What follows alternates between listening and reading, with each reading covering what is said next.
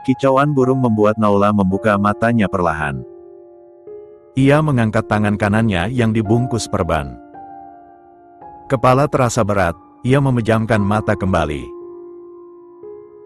Namun, bayangan kejadian sebelumnya membuat ia tiba-tiba tersentak dan turun dari tempat tidur. Ia memanggil Bi Araya. Bi. Naula berlari menuruni tangga. Suaranya yang menyerukan nama asisten rumah tangga itu menggema. Suasana rumah sangat sepi, bahkan kucing yang biasa bermain di ruang depan pun tak tampak. Naula terus memanggil Bi Araya, hingga sahutan terdengar dari arah belakang rumah. Iya, Non. Bi Araya berjalan tergopoh-gopoh dengan napas tersengal. Ia mengelap tangannya ke baju yang dikenakan. Ada apa, Non? Om Dante mana, Bi? Naula mengedarkan pandangan ke seluruh penjuru. Kakinya juga ikut bergerak, berjalan ke arah belakang. Mas Dante tadi dihubungi Bapak, katanya mau jemput Ibu. Ibu? Ibu siapa, Bi? Naula berteriak dengan raut wajah penuh kemarahan. Bi Araya meremas ujung bawah bajunya. Naula berlari naik ke kamarnya, mengambil ponsel dan langsung menghubungi Dante. Satu panggilan tak dijawab. 2, 3 hingga puluhan kali tetap tak ada jawaban. Naula geram hendak melemparkan ponsel, untungnya Bi Araya muncul tepat waktu dan menghentikan. Anu, Non, ponsel Mas Dante ketinggalan di ruang tengah.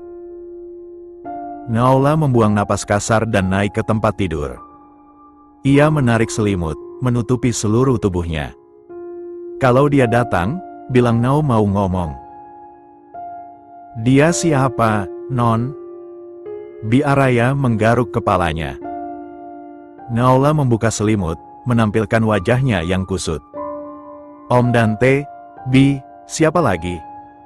Oh, baik, Non. Bibi izin keluar. Bi Araya meninggalkan gadis itu dengan raut wajah yang sulit untuk dijelaskan. Sepeninggalan Bi Araya, Naula pun menghubungi Zeni agar membantunya membuat surat izin ke sekolah.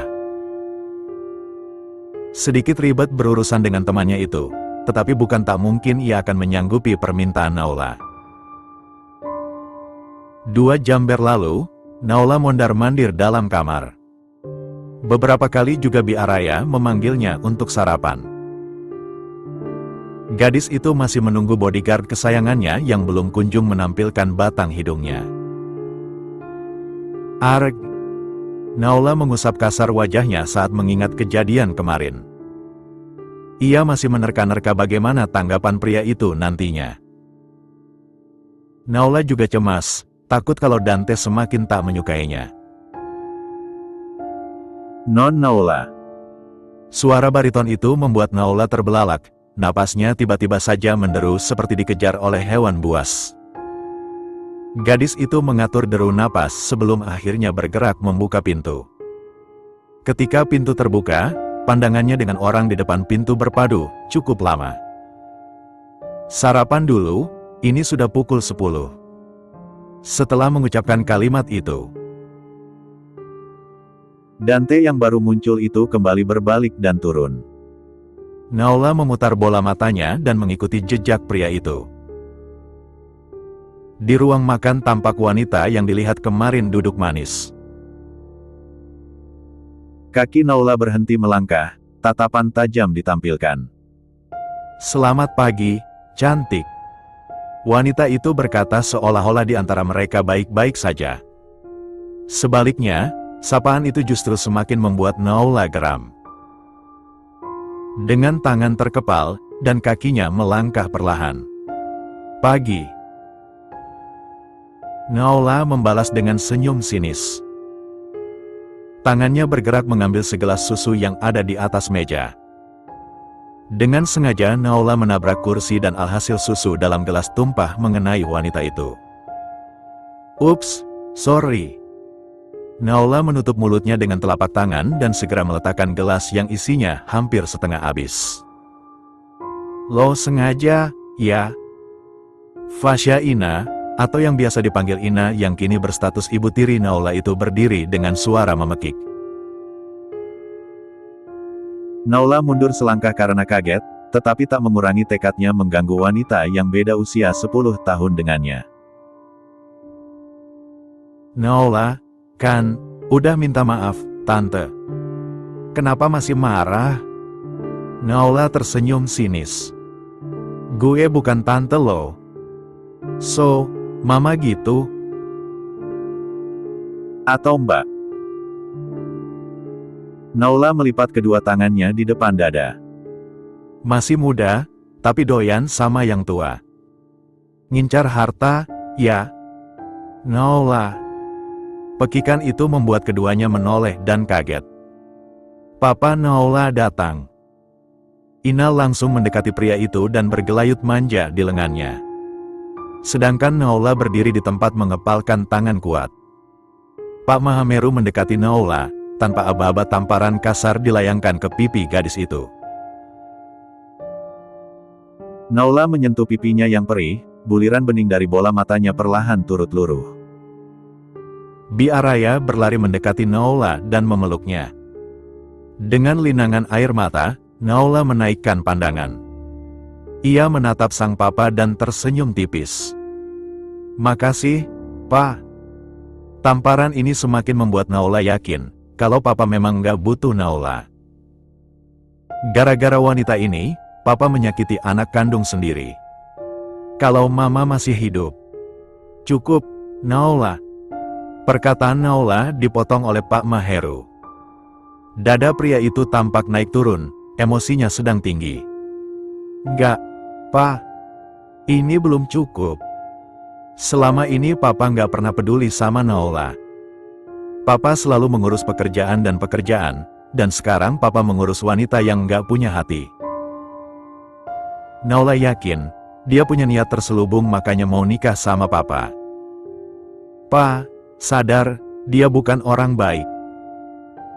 Pak Maheru mengangkat tangan, Naola spontan menunduk dan menutup mata. Plak. Satu tamparan lagi melayang, tetapi kali ini bukan ke pipi Naola. Naola membuka mata, ia kaget saat melihat Dante berdiri tegak di depannya. Pak Maheru membuang napas kasar. Naola hendak berbicara, tetapi Bi Araya segera menariknya menjauh. Dante menundukkan kepala dan bergerak perlahan, berlutut di depan tuannya. Apa-apaan ini? Pak Maheru hendak mengangkat tangan untuk memukul Dante.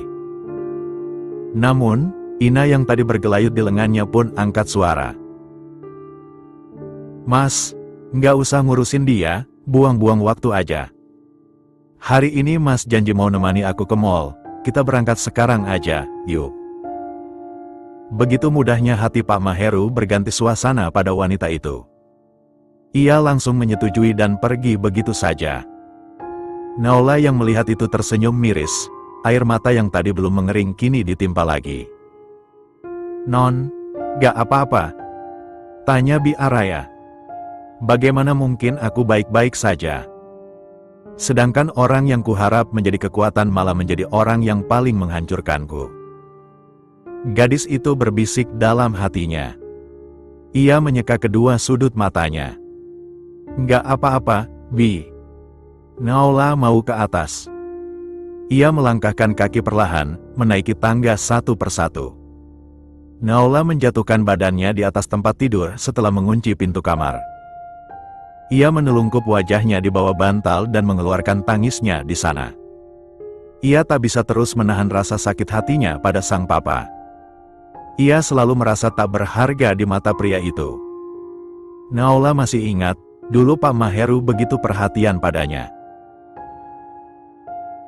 Pria itu selalu menomorsatukan ia, tetapi seiring dengan waktu perubahan itu berlangsung hampir 99%. Setiap hari ia mendapatkan uang yang cukup, tetapi satu senyuman pun sulit ditemukan. Ma, jemput Nao. Nao capek hidup kayak gini, mau ikut mama aja. Seduhan Naola kian menjadi. Ia mengangkat kepalanya dari tekukan, matanya merah penuh dengan air. Ia turun dari ranjang dan menghampiri meja rias. Naola membuka laci, tak menemukan benda yang dicari. Pikirannya kacau, ia hanya ingin melakukan sesuatu yang dapat membuatnya tenang. Setelah beberapa menit tak juga menemukan sesuatu yang berguna, gadis itu menatap dirinya di cermin. Lama ia berdiri, hingga ia memporak-porandakan tatanan alat-alat kecantikan yang ada di situ. Semua jatuh dan hancur di lantai. Tak cukup sampai di situ. Naola memukul cermin berukuran setengah meter itu dan pecah. Naola mengambil satu pecahan kaca dan langsung menggores pada pergelangan tangan kirinya. Au! Ia meringis beriringan dengan cairan merah yang menetes ke lantai. Gadis itu terduduk lemas, darah mengalir kian deras. Sudut bibir Naola terangkat, tetapi air matanya tak kunjung berhenti. Mama, Naola capek. Mama akan jemput Nao, kan? Samar-samar gedoran di pintu terdengar oleh gadis itu, matanya terpejam pelan-pelan. Ia mengangkat tangan kanannya dan berbisik, "Selamat tinggal, Om Dante." Aroma obat-obatan menyeruak dalam ruangan serba putih itu. Di sana terdapat sebuah berangkar yang di atasnya seorang gadis masih tak sadarkan diri. Dan seorang pria berpakaian hitam duduk agak jauh dengan tangan dikatupkan di bawah dagunya. Pintu berderit, seorang dokter wanita muncul ditemani seorang suster. Ia hendak memeriksa keadaan Naola, tetapi pria yang duduk tadi menahan. "Kapan dia sadar, Dok?" tanyanya. Sang dokter tersenyum manis. "Paling lama nanti malam." Dokter itu kemudian melakukan apa yang hendak dilakukan. Dante berdiri menatap.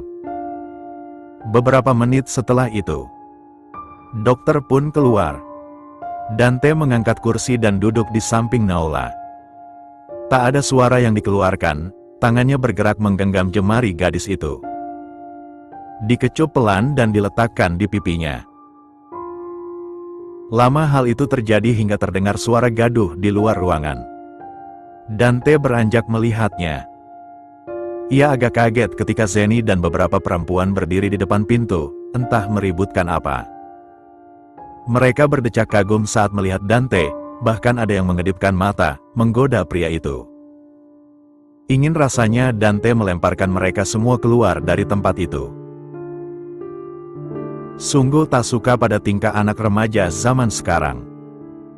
Banyak gaya, centil dan minus adab. Dante memijit pelipisnya dan memberi kode pada Zeni yang kebetulan juga melihatnya. Dante berjalan ke arah taman rumah sakit, ia memilih duduk di kursi yang kosong. Namun, baru juga duduk beberapa wanita datang menghampiri, hendak duduk juga. Terpaksa Dante pergi lagi. Pria itu berdiri agak jauh dari keramaian, di mana hanya ada satu orang yang tengah menemani pasien. Dante menganggukkan kepala dengan sopan, suster itu menatapnya lama. "Siapa yang sakit, Mas?" Pertanyaan itu membuat Dante menoleh dan terdiam sesaat. "Orang tuanya kah? Anaknya atau istri yang lagi dirawat?" Dante menyunggingkan senyum tipis. Saat ini tak ada yang akan menduga jika Dante adalah seorang bodyguard. Ia hanya mengenakan pakaian biasa. "Majikan saya, Sus." Dante menjawab singkat sambil memandang ke arah lain. "Ah, maaf, Mas. Saya pikir..." Suara suster itu memelan. Dante terkekeh. "Nggak masalah, Sus." Suster itu pun pamit mendorong kursi roda yang di sana duduk seorang pria tua. Dante kembali mengedarkan pandangan, berharap ada tempat duduk yang kosong untuk ia beristirahat. "Om Dante." Dante menoleh saat mendengar teriakan yang menyerukan namanya. Tak jauh darinya, Zeni melambaikan tangan. "Naola udah bangun, Om." Mendengar itu, Dante langsung bergegas ke arah gadis itu dan mereka masuk ke ruangan Naula bersama. Di atas berangkar, Naula duduk dengan pandangan yang tak bisa diprediksi orang lain. Ia tampak seperti seseorang yang tak punya semangat hidup. Dante yang baru tiba menghampiri dan berdiri di sampingnya. Pria itu melirik tangan Naula yang diperban. "Gimana perasaannya?" Pertanyaan itu membuat Naula menoleh dan menyunggingkan senyuman kecil. "Masih sama, Om. Sayang sama Om." Dante menelan ludah. Ia tak habis pikir pada manusia satu itu. "Apakah Non lapar?" Bahasa formal kembali dilantunkan Dante. Ia menunggu tanggapan dari gadis itu. Naula tak langsung menyahut. Ia tersenyum pada Zeni dan teman-temannya. "Kalian kapan datang? Kalian bawa oleh-oleh enggak?" "Mau, dong." Ia merengek seperti anak kecil. Zeni terkekeh dan menatap Dante sekilas. Pria itu mundur, menjauh dari samping Naula. Berganti dengan Zeni yang mendekat, lalu membuka bingkisan yang tadi mereka bawa. Teman Naula itu membuka sebungkus roti dan menyuapkannya pada Naula. Dante membuang napas, lalu melangkahkan kaki keluar dari ruangan beraroma obat itu. Ia memilih duduk di kursi depan ruangan tempat Naula dirawat. Sepeninggalan Dante, Naula menggeser badannya kembali. Ia menarik selimut menutupi setengah badannya. Tentu saja hal itu membuat Zeni kebingungan. Ia meletakkan roti yang tadi disuap pada temannya itu. "Kenapa sih, No? Lo itu harus makan biar ada tenaga buat ngejar Om Dante. Emang lo mau si ganteng itu gue embat?" Zeni berbicara dengan gaya meledek. Naula tersenyum tipis. "Coba aja kalau bisa." Setelah itu suasana kembali henyak. Zeni tak lagi bersuara, bukan karena perkataan Naula. Namun, aura gadis itu sangat berbeda kali ini. Semacam tak ada warna, tak seperti biasa yang banyak cerita dan tingkah. "Zen," panggil Naula seketika yang membuat Zeni tersentak dari lamunannya. "Ya, kenapa?" Zeni spontan menyahut dan menatap temannya.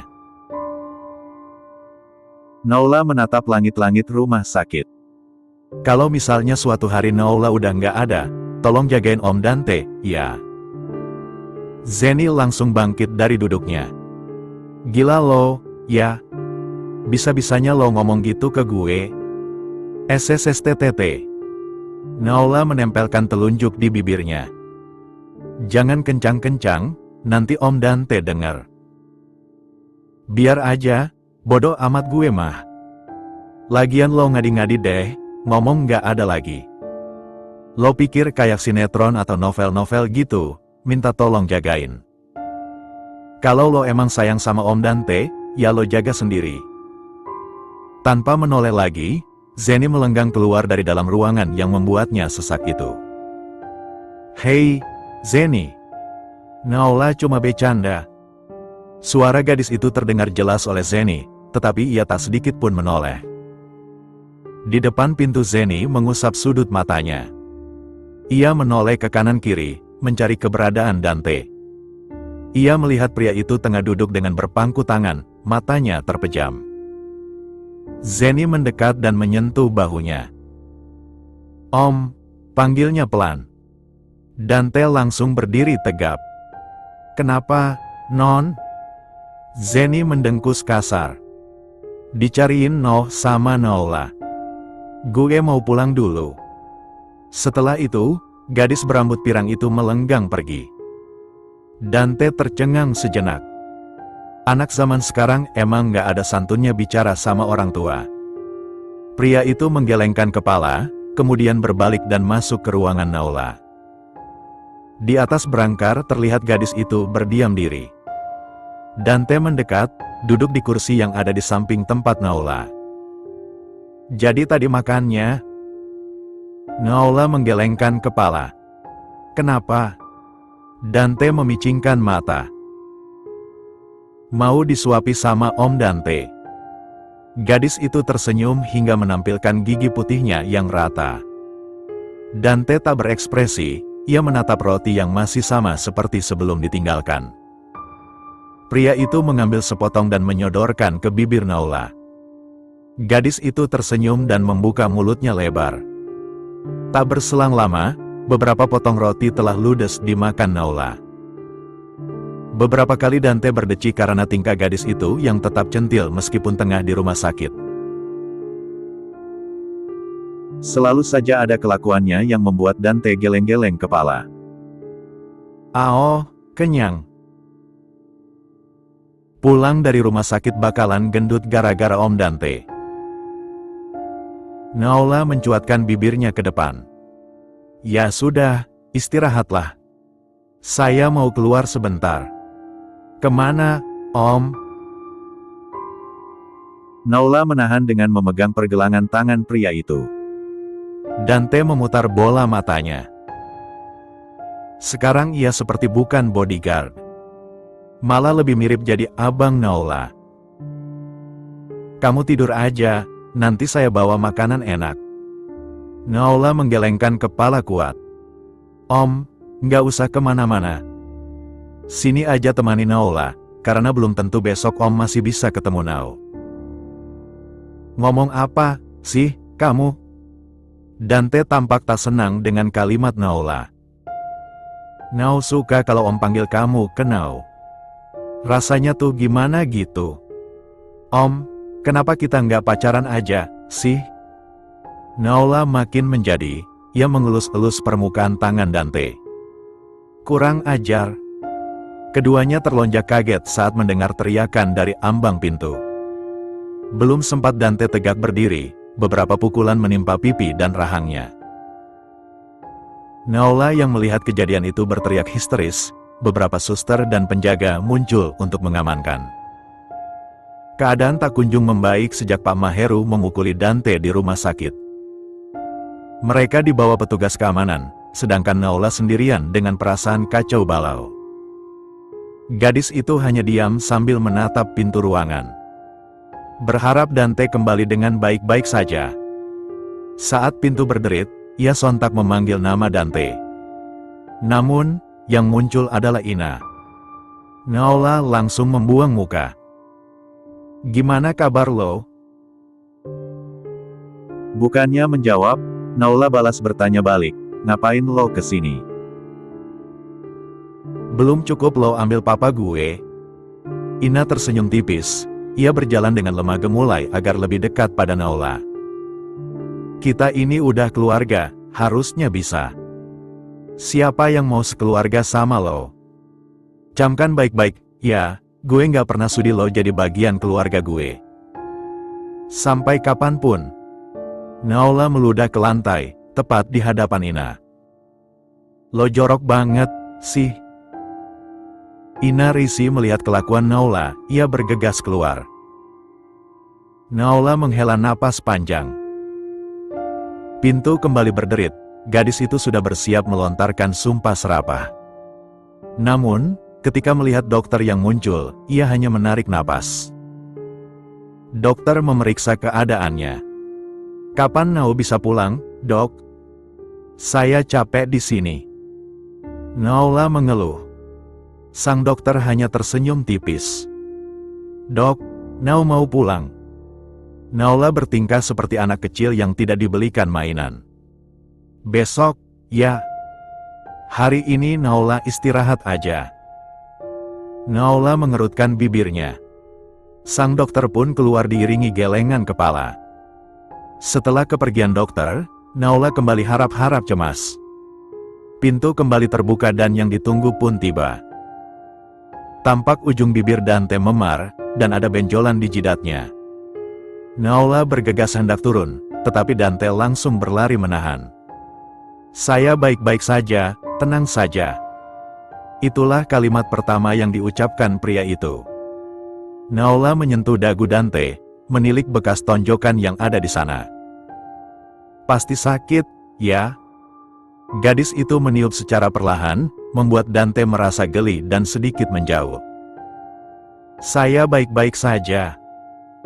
Pria itu melangkah ke arah meja, ia mengambil segelas teh dan meneguknya sampai habis. Setelah itu Dante tak berkata-kata lagi, Naula pun diam melihat sikapnya. Naula mengira pria itu masih kaget atau hal lainnya. Gadis itu memilih berdiam diri dan mengistirahatkan diri. Mungkin nanti setelah Dante agak membaik, baru dibicarakan kejadian tadi. Dante keluar dari ruangan Naula setelah yakin gadis itu tidur. Ia berjalan tergesa-gesa ke arah taman rumah sakit. Di saja Ina telah duduk menanti. Lama banget, sih? Ina berbicara dengan kesal. Dante tak langsung menyahut, ia mendeham. Ada apa? Gue mau lo terus ada di samping cewek itu. Jangan sampai dia merusak semua rencana yang udah gue bangun sejak lama.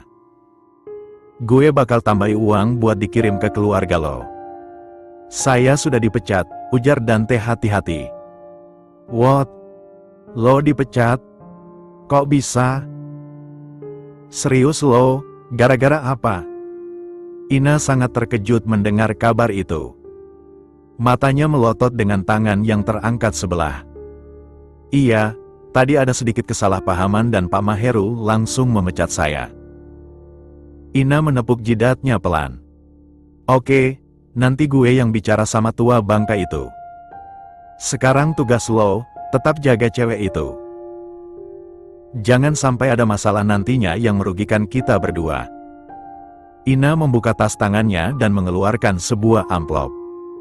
Ini uang bulanan buat keluarga lo. Dante menerima amplop itu dan langsung memasukkannya ke saku celana. Ina tersenyum dan mencium pipi kanan Dante. Keduanya saling memandang, Dante menganggukkan kepala dan meninggalkan tempat itu. Langkah Dante kian melebar saat menuju ruangan Naula dirawat. Ia membuka pintu secara hati-hati. Di sana sudah ada Bi Araya yang tengah menyuapi Naula makan bubur. Om, Dante dari mana? Tanya Naula saat melihat Dante muncul. Kamar mandi, jawab Dante asal. Naula hanya menganggukkan kepala, percaya. Lalu kembali menerima suapan demi suapan yang disodorkan Bi Araya. Dante duduk berdiri di dekat kaca dinding yang transparan, ia melihat pesan dari Ina. Sedikit senyuman terbit di sudut bibirnya. Lo udah aman. Kasih kabar kalau lo pulang ke sini. Om dapat pesan dari siapa? Kok kayaknya senang gitu? Naula ternyata sudah memperhatikannya sejak tadi. Dante menyimpan ponselnya dan kembali memasang wajah dingin. Tidak ada. Naula tak bisa berkata apa-apa lagi. Ia menatap Bi Araya yang tersenyum ke arahnya. Udah, non istirahat, ya. Biar besok bisa pulang dan kembali sekolah. Naula menganggukkan kepala dan menarik selimut menutupi dada. Pandangannya lagi-lagi diarahkan pada Dante yang kembali melihat ponselnya. Naula bergeser, memiringkan badan ke sebelah kiri, tepatnya membelakangi Dante. Pikiran Naula tak bisa tenang sebelum ia tahu penyebab Dante tersenyum. Saat ia mendengar derap langkah yang berat mendekat, segera dipejamkan matanya. Ia pura-pura tertidur sehingga dengan leluasa menguping pembicaraan Dante dan Bi Araya.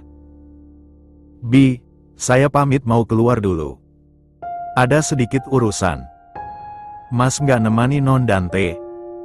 Bibi mau pulang, soalnya tadi Pak Maheru pesan cepat pulang. Katanya dia mau makan malam bareng nyonya. Naula sontak membuka mata, tetapi tetap dengan badan membelakangi mereka. Makan malam berdua? Naula tersenyum sinis mendengar hal tersebut. Bisa-bisanya mereka makan spesial, sedangkan Naula masih berbaring di rumah sakit. Oh ya? Ya sudah nanti Bibi pulang saja tak apa. Saya tak lama, kok. Baiklah, Mas. Karena kasihan Non Naula kalau ditinggal sendirian. Dante menganggukkan kepala dan keluar dari ruangan itu. Tak lama pula, terdengar Bi Araya berkemas. Wanita itu mengusap kepala Naola dan berlalu. Naola membalikkan badan, dan langsung duduk. Ia berdecak kesal menatap pintu keluar. "Pergi aja kalian semua. Menyebalkan." Gadis itu melemparkan bantal ke arah pintu. "Hei, apa yang kau lakukan?" Dante muncul secara tiba-tiba dari balik pintu, membuat Naola melongo. "Om, kok ada di situ?" tanya Naola gugup. Dante melemparkan bantal kembali pada gadis itu. "Saya memang di sini dari tadi." "Ada masalah?" Naola menggelengkan kepala dan menarik selimut menutupi seluruh tubuhnya. Dante tersenyum kecil dan mendekati berangkar. Ia duduk di tepi, dan mengusap kepala Naola yang dibungkus selimut. "Jangan ditutup kepalanya, nanti sesak napas." Naola menyibak selimut dan benar saja, napasnya tak beraturan. "Om, Naola susah napas." "Kasih napas buatan, cepet." Dante menyentil dahi gadis itu hingga menimbulkan bunyi detakan. "Dasar. Istirahat yang benar, mau pulangkan besok." Naola menganggukkan kepala dengan senang. Bibirnya tersenyum lebar, tangannya bergerak meraih lengan Dante. "Mau ditemani Om Dante?" Dante segera melepaskan gelayutan Naola dari lengannya. "Istirahatlah, saya akan tunggu di luar." Dante melambaikan tangan dan keluar. Naola yang seperti anak ayam kehilangan induk pun merengek. Ia mengeluarkan kalimat-kalimat aneh, mungkin hanya ia yang memahami itu. Dante yang masih bisa mendengar kata-katanya dari luar pun memijit hidung dan menggelengkan kepala.